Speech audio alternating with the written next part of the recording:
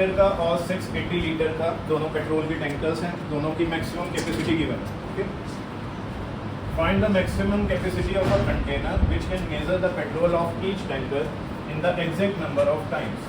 आपके पास दो टैंकर्स हैं, एक की कैपेसिटी है 850 लीटर।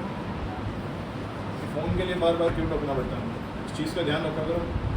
फ़ोन साइलेंट मोड पर होना चाहिए सभी का डेली बेसिस पर। देयर आर टू टैंकर्स, एक की कैपेसिटी 850 लीटर, दूसरे की कैपेसिटी 680 लीटर्स। ओके, तो अब मुझे एक ऐसा कंटेनर बताना है जो इन दोनों टैंकर्स में से पेट्रोल निकालने के काम आएगा और इक्वल पार्ट्स में डिवाइड कर रहा होगा। समझना ध्यान से, मुझे कुछ ऐसा चाहिए, कोई ऐसा कंटेनर चाहिए जो इसको भी इक्वल पार्ट्स में डिवाइड करे और इसको भी इक्वल पार्ट्स में डिवाइड करे। डिवाइड करे मतलब हिस्सा हो रहा है, हिस्सा हो रहा है मतलब छोटा हो रहा है या बड़ा हो रहा है? कितने बच्चे कह रहे हैं छोटा हो रहा है? डिवाइड करने का मतलब है, हिस्सा होने का मतलब है छोटा हो। तो छोटे के लिए क्या निकालोगे, एचसीएफ या एलसीएम? क्या निकालोगे? तो बेसिकली आपको इन दोनों का एचसीएफ निकालना है। जो भी इन दोनों का एचसीएफ आएगा, बताना जरा सॉल्व करके क्या आएगा, कितना आ रहा है?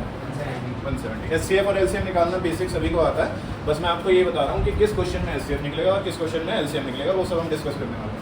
तो मान लीजिए कितना बता रहे हो, इसका एचसीएफ आया 170, तो इसका एचसीएफ 170 आया।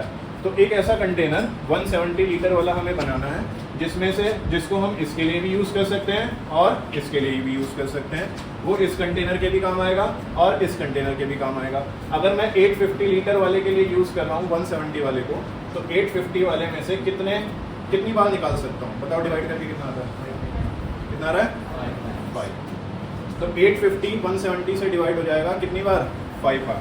तो अगर मेरे पास 850 का कोई कंटेनर है और मुझे उसमें से पेट्रोल निकालना है, तो मेरे पास जो पेट्रोल निकालने वाला कंटेनर है उसका कितना लीटर की कैपेसिटी है? 170 लीटर की कैपेसिटी है।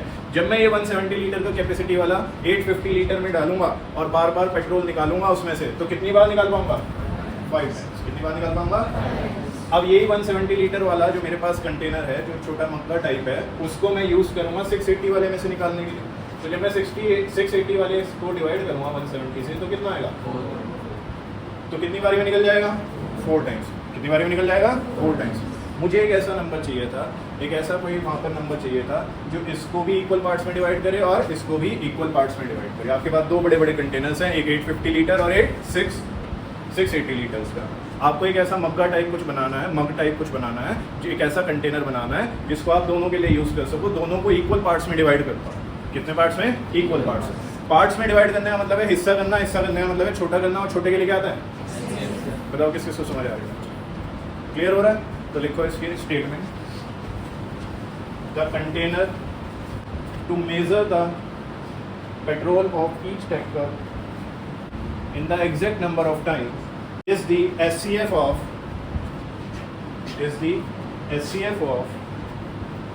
850 and 680। 850 and 680। उसके बाद आपको वो प्रोसेस लिखना है जिसमें आप इन दोनों का SCF निकालोगे। तो वो तो आपको सबको आता है, जल्दी से निकाल लो। 2 into 5 square into 680 के बताइए। 2 into 5 into 7, 2 cube into 5 into 7।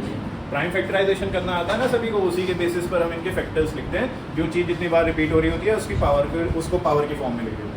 HCF निकालते हुए इन दोनों का ऐसे लिखना है आपको, एचसीएफ निकालते हुए कि हम इन दोनों नंबर्स का निकाल रहे हैं, तो उन दोनों नंबर्स को आपको ब्रैकेट में मेंशन करना है।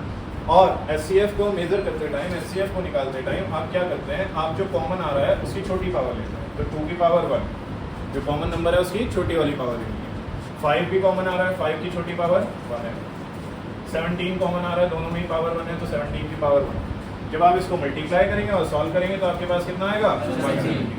तो एक कंटेनर जिसका मैक्सिमम कैपेसिटी आपकी 170 लीटर है, वो आप यूज़ कर सकते हो 850 लीटर्स को मेज़र करने के लिए भी और 680 लीटर्स को मेज़र करने के लिए भी। आपको एक ऐसा कंटेनर, एक ऐसा मग चाहिए था जो दोनों को इक्वल पार्ट्स में डिवाइड करता हो। इक्वल पार्ट्स में डिवाइड करना मतलब छोटा कर रहे हैं, छोटा करने के लिए क्या निकालेंगे? एचसीएफ। बताओ ये किसके से क्लियर? ये फंडा क्लियर है?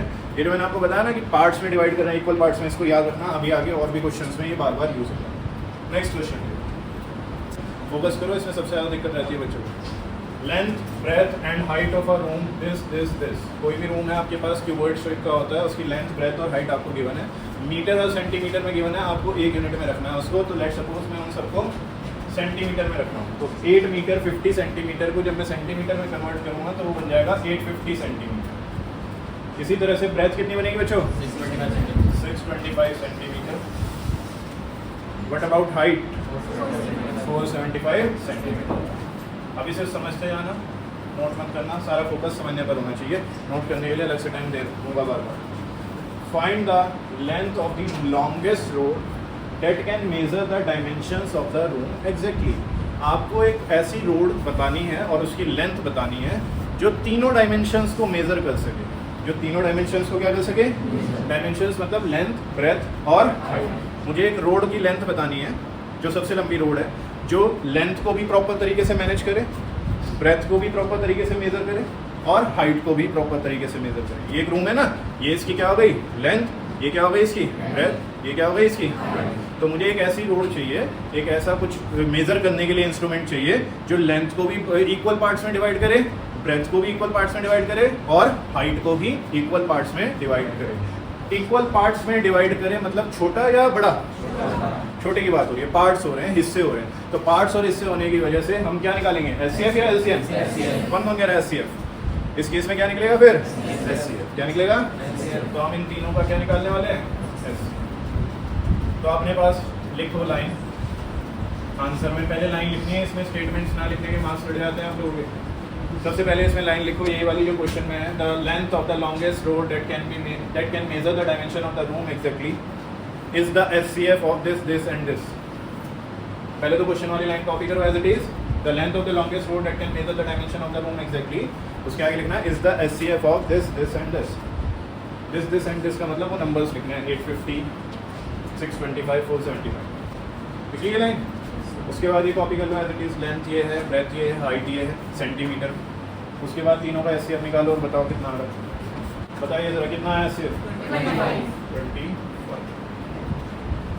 सेंटीमीटर में चला था।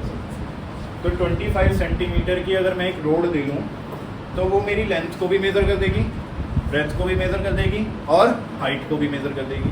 मुझे एक ऐसी रोड चाहिए, जैसे ये मार्कर है कि पेन है, ये एक रोड टाइप समझ लो, 25 सेंटीमीटर की ये कोई रोड हो गई है। इसको आप लेंथ को ऐसे मेज़र कर सकते हो आगे आगे रखकर। पहले यहाँ से शुरू हुए, फिर आगे फिर आगे फिर आगे, ऐसे लेंथ मेज़र हो जाएगी। ऐसे ही ब्रेथ मेज़र हो जाएगी आगे आगे आगे प्लेस करते करते। ऐसे ही हाइट मेज़र कर सकते हो आप, है ना। जैसे कई बार हम क्या करते हैं, देसी जुगाड़, फिंगर्स से कर लेते हैं। किसी चीज़ को मेज़र करना है तो ऐसे ऐसे फिंगर रख के उसका मेजरमेंट ले लेते हैं, करते हैं नहीं करते। तो ऐसे ही आपको एक लॉन्गेस्ट रोड चाहिए थी जो लेंथ को भी मेज़र करे, ब्रेथ को भी मेज़र करे और हाइट को भी मेज़र करे। तो आपने वो लॉन्गेस्ट रोड निकाल दी। कैसे? इन सब का एचसीएफ निकाल कर। क्लियर हो रहा है ये सभी को? अब देखो, जब मैं लेंथ मेज़र करूँगा 850 सेंटीमीटर की इस रोड से, तो कितना आएगा? 850 डिवाइड बाई 25। जल्दी से बता दो। 34। बताओ 625 को करोगे 25 से 25 आ जाएगा डायरेक्ट। 475 को करेंगे 90 आएगा। तो 850 के इक्वल इससे कितने हुए? 34। तो मैं इस रोड को जब ऐसे ऐसे करके मेज़र करूँगा लेंथ को, तो 24 टाइम्स में लेंथ पूरी कवर हो जाएगी। ऐसे ऐसे रखकर जब मैं मेज़र करूँगा ब्रेथ को, तो 25 बार में ये 25 टाइम्स में ये पूरी ब्रेथ कवर हो जाएगी। हाइट को मेज़र करने के लिए कितनी बार रखना पड़ेगा? 19 टाइम्स। तो एक रोड मुझे ऐसी मिल गई जो मेरी लेंथ को भी मेज़र कर पा रही है, ब्रेथ को भी मेज़र कर पा रही है और हाइट को भी मेज़र कर पा रही है। तो ऐसी रोड निकालने के लिए हमने क्या निकाला? एस। बताओ किस किस को क्लियर हो रही है? बस एक बात समझ लेते हैं।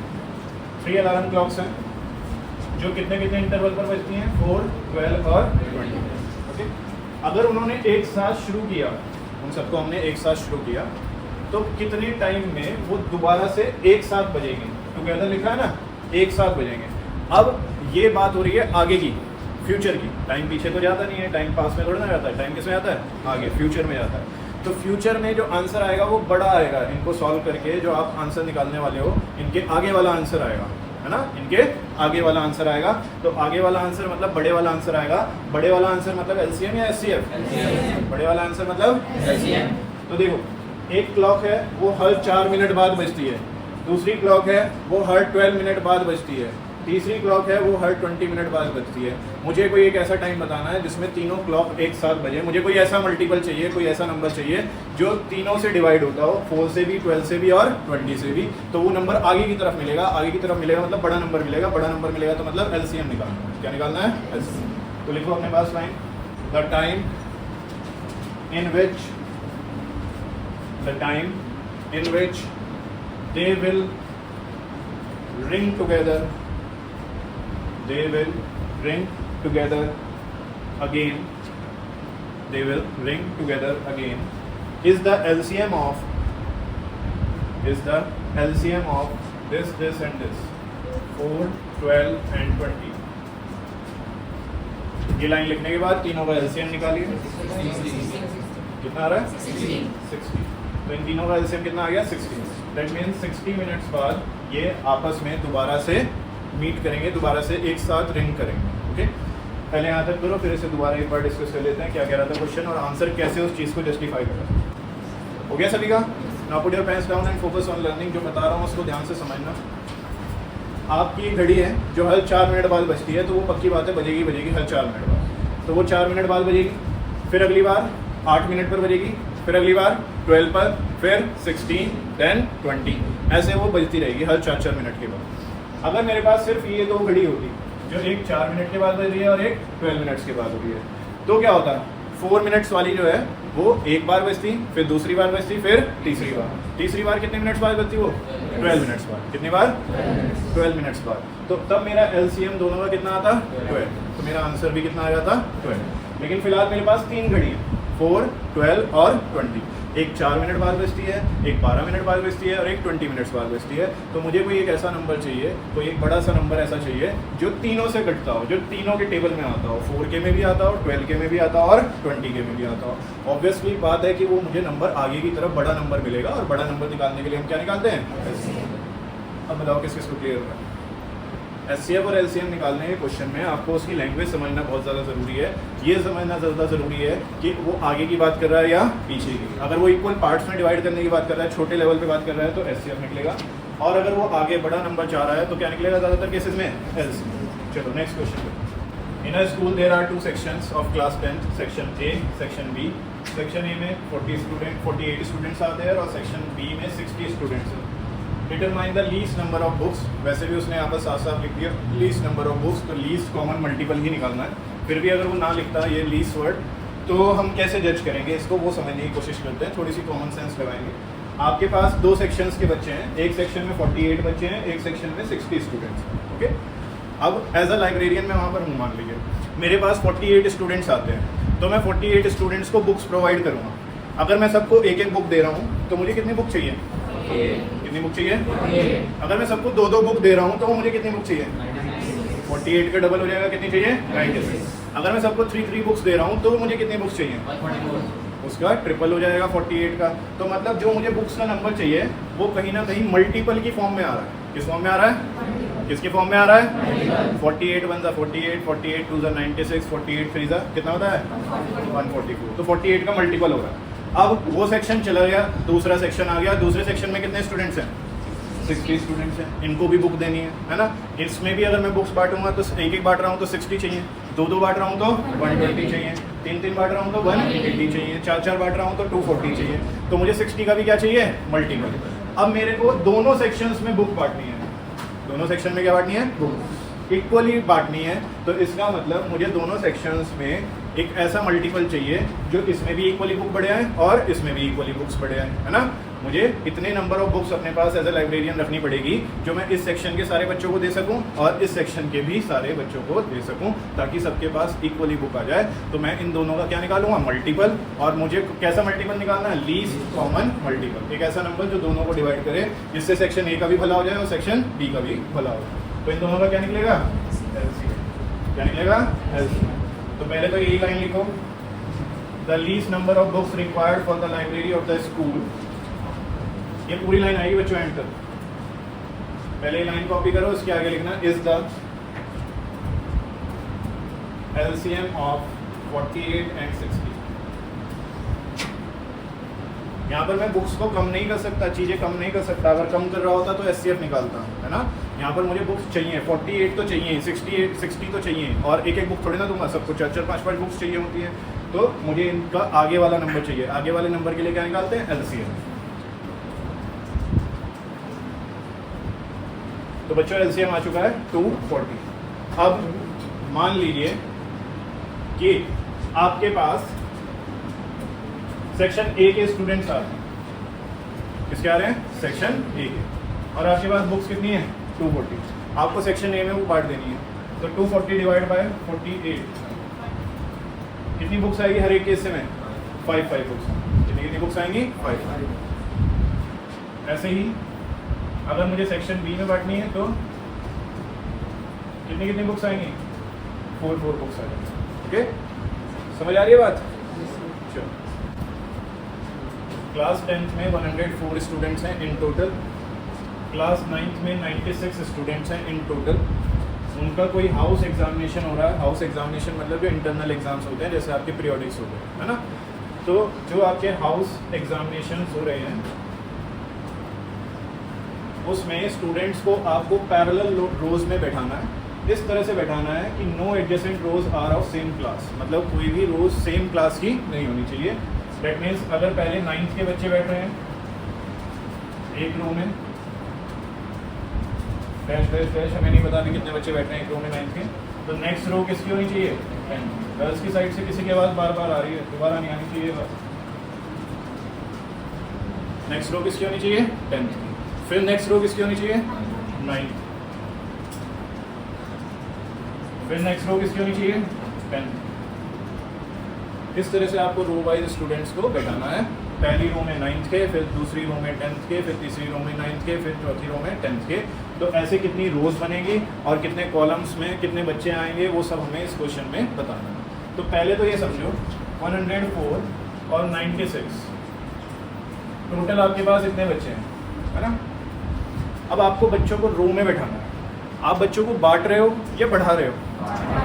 बांट रहे हो। इक्वल पार्ट्स में बांट रहे हो? कम कर रहे हो, ज़्यादा कर रहे हो? ज़्यादा थोड़ी ना कर सकते हैं हम, बच्चे थोड़ी ना हम ज़्यादा कर सकते हैं। हम क्या कर सकते हैं? उन्हें कम कर सकते हैं कि एक रो में 10 बच्चे बैठे हो, फिर नेक्स्ट रो में 10 बच्चे बैठे हो। ऐसे हमने 10-10 में उन्हें इक्वली डिवाइड कर दिया। तो हम छोटे कर रहे हैं, हमको छोटा नंबर चाहिए। हमें छोटा नंबर कैसे निकलता है? छोटा नंबर कैसे निकलता है? तो आपको इन दोनों का क्या निकालना है? बताना ज़रा कितना आएगा? कितना आएगा? तो एक रो में आप कितने बच्चे बैठाने वाले हो? तो पहली रो में 8 9th के बच्चे बैठ गए, उससे अगली रो में 8 10th के बच्चे बैठ गए। Next row, third row 8 students of class 9th again. फिर next row, fourth row 8 students of class 10। तो हर रो में 8 स्टूडेंट्स बैठे हुए हैं। ये किस किस को समझ आ रही है बात? क्लियर हो रहा है सभी को? ये अभी पहले समझने पर फोकस करो, क्योंकि इसका एक और पार्ट है, फिर वो समझ नहीं आता। तो यहाँ पर उन्होंने एक तो ये पूछा था कि number of students of class 10th और क्लास 10th इन अ रो। एक रो में कितने बच्चे बैठ रहे हैं? 8 स्टूडेंट्स, 9th के भी 8 और 10th के भी 8, क्योंकि आपको उन्हें इक्वली डिवाइड करना है। फिर वो आपसे ये पूछ रहे थे फर्स्ट पार्ट में, maximum number of parallel rose of each class for the sitting arrangement. Sitting arrangement के लिए मैक्सिमम नंबर कितनी हो सकती है? मतलब जैसे एक रो ये हो गई, फर्स्ट रो ये हो गई 9th की, सेकेंड रो ये हो गई 9th की, थर्ड इसके बाद आएगी, फिर एक और जंप करके फोर्थ आएगी। तो वो पूछ रहे हैं ऐसे कितनी रोज बनेगी। समझ आ रहा है क्वेश्चन? ध्यान से समझना है इस क्वेश्चन को। जैसे मैंने एक रो ये बना दी 9th की, फिर एक और रो बनाई 9th की, फिर ऐसे ही बाद में एक और रो बनेगी 9th की। तो वो पूछ रहे हैं ऐसे कितनी नंबर ऑफ रोज बनेगी। तो नंबर ऑफ रोज निकालने के लिए ऑफ 9th क्लास की रोज निकालो। 9th क्लास के बच्चे कितने हैं? 96। एक रो में कितने बच्चे बैठाने हैं?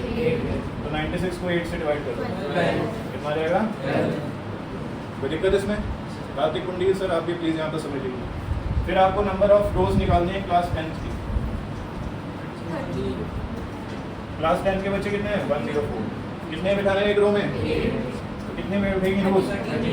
तो इस तरह से आप नंबर ऑफ रोज बता सकते हैं किस केस में कितनी रोज बैठेंगी। 9th की बनेगी 12 रोज और 10th की बनेगी 13 रोज। फिर ये पूछ रहे हैं what is the objective of the school administration behind such an arrangement. तो इसका सिंपल सा आंसर सभी को पता है, बच्चों को परेशान करने के लिए, ताकि बच्चे चिटिंग ना करें। तो इसका आंसर पहले लिखो जल्दी से, पहले सेकंड पार्ट करना है इसका। सेकंड पार्ट में लिखो the number of students of class 9th and class 10th in a row is the, second part का आंसर लिखो पहले, is the SCF of 96 and 104। SCF of 96 and 104, और उसके बाद इन दोनों का SCF निकाल दो, जो कि कितना आ रहा है 8। फिर जल्दी करना। SCF मैं आप लोगों से डायरेक्ट पूछ के निकाल रहा हूँ, तो इसका मतलब ये नहीं कि आपको शो नहीं करना, वहाँ पर पूरा शो करना है। पहले 104 के फैक्टर्स लिखने हैं, फिर 96 के फैक्टर्स लिखने हैं, फिर देखना है कौन सा कॉमन आ रहा है, पूरा प्रोसेस शो करना है, अदरवाइज मार्क्स डिडक्ट हो जाएंगे आपको। क्लियर? नेक्स्ट पार्ट लिखो इसका, second part, sorry first part के आंसर में ये लिखना जो मैं इधर रेड बॉक्स से बंद कर रहा हूँ। सेकंड पार्ट, फर्स्ट पार्ट के आंसर में ये लिखना जो मैंने रेड बॉक्स से बंद किया। Number of rose of class 9, number of rose of class 10। Anish जो जाता है एवरी 5th डे जाता है फिशिंग के लिए, और बालाजी जो जाता है वो 7th डे जाता है फिशिंग के लिए। वो पूछ रहे हैं अगर दोनों आज सेम डे गए हैं, दोनों एक साथ गए हैं, अब नेक्स्ट कब मिलेंगे? आगे फ्यूचर की बात हो रही है। फ्यूचर में बड़ा नंबर चाहिए छोटा?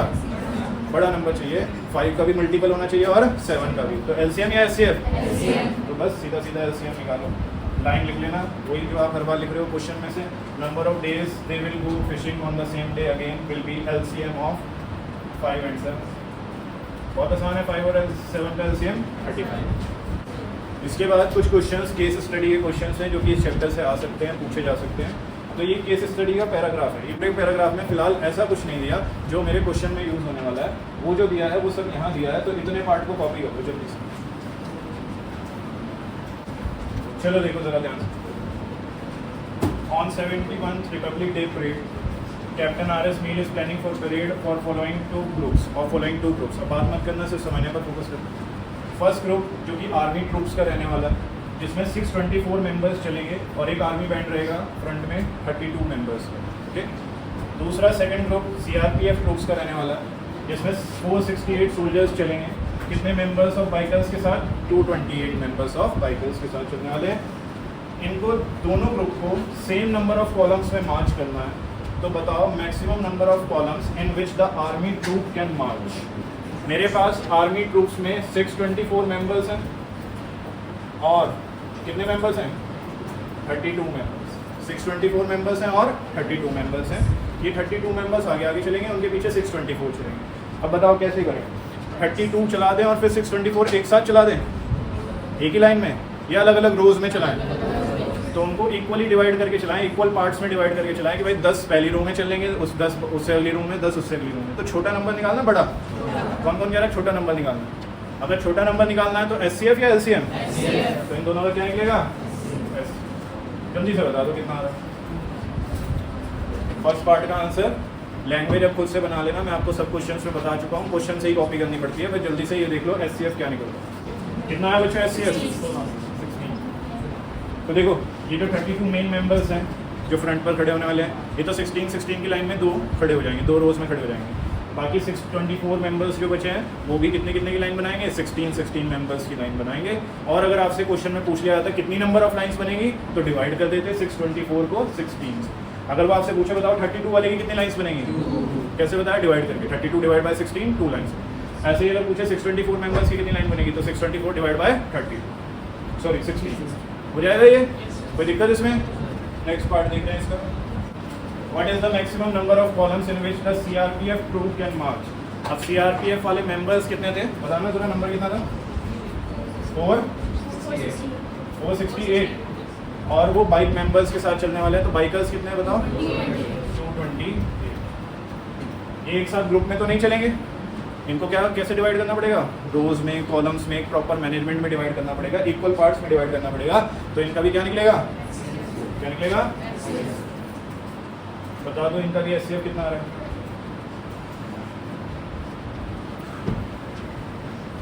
इनका भी क्या निकल जाएगा? SCF। इनका SCF कितना आ जाएगा? 12। तो इसका मतलब एक एक लाइन में 12 चलेंगे, ठीक है। तो एक लाइन में 12 मेंबर्स हो गए, ऐसे ही 12 बाइकर्स हो गए, बाइकर्स की लाइन बन जाएगी 12-12 करके, और मेंबर्स की लाइन बन जाएगी 12-12 करके। बताओ यहाँ तक किस किस को क्लियर हो रहा है? सब कुछ ऊँचा साथ उठा देना। एमिश को, अमन को नहीं क्लियर होता? हो गया आप लोगों को? Next part. What is the maximum number of columns in which total army troop and CRPF troop together can march past? वो ये कह रहे हैं कि अगर आर्मी वाले और CRPF वाले दोनों मिक्स हो जाएं, ठीक है, उनके सारे मेंबर्स मिक्स हो जाए और इनके सारे मेंबर्स मिक्स हो जाए, तो कितने कितने कॉलम्स की या कितने कितने रोज में उनको अरेंज करना पड़ेगा ताकि वो इक्वल चलते हुए लगें, एक साथ चलते हुए लगें। तो उसका SCF कितना आया था 16, फर्स्ट पार्ट का SCF कितना आया था 16, कि कम से कम 16 होने चाहिए एक रोज में। CRPF वालों का SCF कितना आया था 12।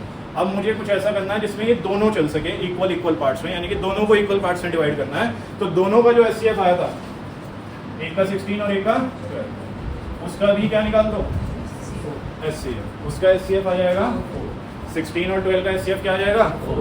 तो अब 4 की लाइंस बनी, 4 आर्मी वाले सब 4 की लाइंस में, और ऐसे ही उसके पीछे 4 CRPF वाले, ताकि एक प्रॉपर अरेंजमेंट में वो चल सके। तो दोनों का SCF निकाल दिया हमने, 16 का भी और 12। कोई दिक्कत यहाँ तक समझ भी आ रहा है क्वेश्चन कैसे हो रहा है? ये क्वेश्चन उससे भी ज़्यादा इंपॉर्टेंट क्वेश्चन है जो अभी के, अच्छा क्वेश्चन है, इंपॉर्टेंट क्वेश्चन है। आपके पास एक कंस्ट्रक्शन पेपर है जिसकी लेंथ और ब्रेथ गिवन है, लेंथ और ब्रेथ गिवन है, तो मतलब कौन सी शेप होगी? रेक्टेंगल। कैसी शेप है? लेंथ है इसकी 32 और ब्रेथ है इसकी 40। You want to cut it into squares of equal size. आपको इस रेक्टेंगुलर शीट में से क्या निकालना है? स्क्वायर्स निकालना है। क्या निकालना है? स्क्वायर्स। तो आपको स्क्वायर्स निकालने के लिए क्या करना पड़ेगा? आपको इस शीट को इक्वल पार्ट्स में डिवाइड करना पड़ेगा। तो हमें एक ऐसा नंबर चाहिए जो इसकी लेंथ को और ब्रेथ को इक्वल पार्ट्स में डिवाइड करें। हमें छोटा नंबर चाहिए या बड़ा? छोटा नंबर चाहिएगा ना, उसकी कटिंग करनी है, हम उसको छोटा कर रहे हैं, हम पेपर बड़ा नहीं कर रहे हैं, हम क्या कर रहे हैं? पेपर को छोटा।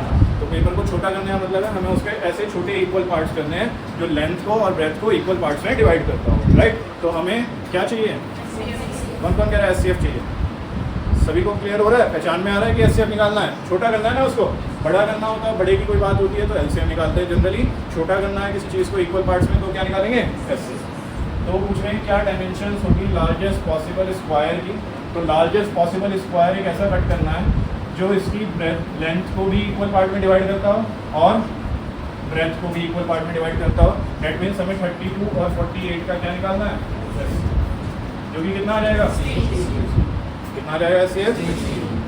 ये पार्ट क्लियर हो गया सभी को? Next part, how many squares will you have? कितने स्क्वायर्स बनेंगे ऐसे? जैसे एक स्क्वायर एरा, फिर एक स्क्वायर एरा, फिर एक स्क्वायर एरा, एक एरा, एक एरा, ऐसे कितने स्क्वायर्स बना सकते हो इस शीट से? ये क्वेश्चन में पूछा गया है। एक सिंपल सा मेथड तो ये है कि आप पूरी रेक्टेंगुलर शीट का एरिया निकालिए, समझ लीजिए इस मेथड को भी, पूरी रेक्टेंगुलर शीट का एरिया निकालिए या और स्क्वायर वाली शीट का एरिया निकालिए और दोनों को डिवाइड कर, दोनों को क्या कर दीजिए? डिवाइड। ये चीज़ें हमने उस चैप्टर में पढ़ी है जिसका नाम है surface area and volume. Mensuration में हम ऐसे ही करते हैं, अगर हमें कभी भी नंबर निकालना हो तो हम पूरे का एरिया निकालते हैं, एक पीस का एरिया निकालते हैं और दोनों को क्या कर देते हैं? डिवाइड। तो एक तरीका तो आपके पास ये हो गया, पूरी रेक्टेंगुलर शीट का एरिया निकालिए जो कि कितना होगा? Length into breadth. एक स्क्वायर पीस का एरिया निकालिए जो कि कितना होगा? साइड इंटू साइड, 16 इंटू 16, और दोनों को क्या कर दीजिए? डिवाइड। दोनों को क्या कर दीजिए? डिवाइड। यहाँ तक किसको क्लियर हो रहा है? ये वाला मेथड, ये वाला मेथड क्लियर है कि रेक्टेंगल का पूरा एरिया, स्क्वायर का पूरा एरिया और दोनों को क्या कर दिया? डिवाइड। क्लियर? नेक्स्ट, और क्या कौन सा मेथड है जिसकी हेल्प से आप इसको कर सकते हैं वो देख लेते हैं एक बार। आप क्या कीजिए, यहाँ पर आपके पास रेक्टेंगुलर शीट है, ये आपके पास 48 की है मान लीजिए, इसकी ब्रेथ की बात कर रहा हूँ फिलहाल, कितनी है? 48। तो 48 में से 16 के कितने स्क्वायर्स कटेंगे? कितने? 48 डिवाइड बाई 16 कितना होगा? 3 होगा। ओके, ऐसे यहाँ पर जो इसकी वो है क्या बोलते हैं? लेंथ, वो कितनी है? 38। तो अगर 48 के आपके दो कट रहे हैं, साइज छोटा बड़ा हुआ है, थोड़ा सा दोबारा बना देता हूँ। पहले मैंने 32 नीचे लिखा था ना जब मैं पहले बता रहा था, तो उसी हिसाब से बता रहा हूँ। 32 नीचे, 48 यहाँ पर। मान लीजिए यहाँ पर आपको स्क्वायर काटने हैं, तो 32 में से कितने स्क्वायर कटेंगे? 32 डिवाइड बाय 16, कितने स्क्वायर्स कटेंगे? 2। 48 में से कितने स्क्वायर्स कटेंगे? 48 डिवाइड बाय 16, तो 2 एक बारी में, फिर 2 एक बारी में, फिर 2 एक बारी में। बताओ टोटल स्क्वायर्स कितने कटेंगे?